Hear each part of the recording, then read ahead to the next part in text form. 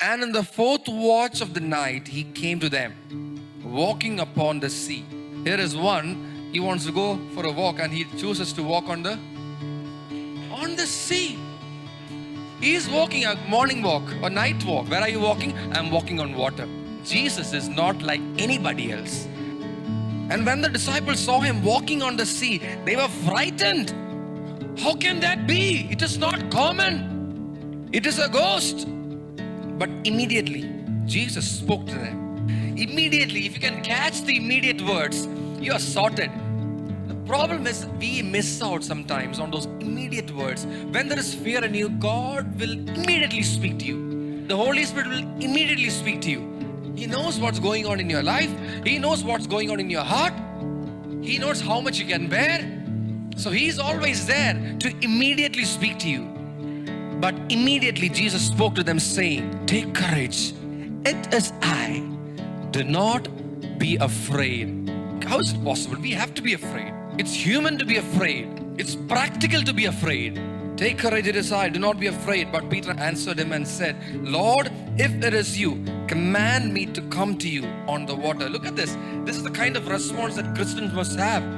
Lord, if it is you, command me to come to you. I want to walk on water. And he said, come. And Peter got out of the boat and walked on the water and came toward Jesus. But seeing the wind, he became afraid. That's the problem. We are seeing the wrong things. We are seeing the wrong things. Our attention is on the wrong things. On anything that is natural, on anything that is earthly, on anything that is on the earthly terrain, we are looking at those things. Seeing the wind.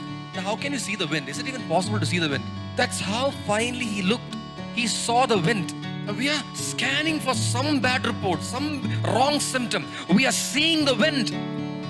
But seeing the wind, he became afraid, and beginning to sink, he cried out saying, Lord, save me.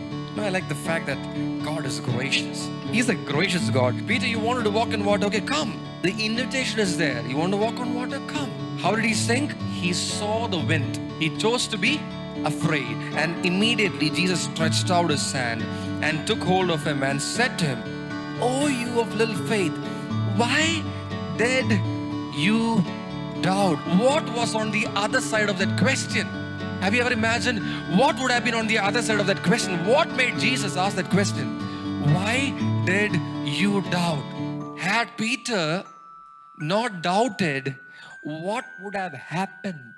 Every morning would have been on the sea. O ye of little faith, why did you doubt?